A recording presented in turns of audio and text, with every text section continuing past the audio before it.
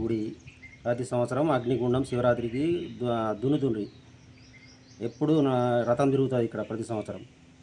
పురాతనమైన మా తాతల నుంచి చూస్తున్నాం మేము ఇక్కడ ఈ గుడిని. దీన్ని మంచిగా అభివృద్ధి చేయాలి. పురాతనమైనది బెజ్జందేవి గుడి. జామాన్ల గుడి ఇది. మనకు అంతా మంచిగా జరిగిన గుడి ఇది. ఊరు లోపల మనకి ఏది అపాయం జరగలేదు ఇది వరకు. ఇంతకు మనకు అంతా మంచిగా ఉన్నది.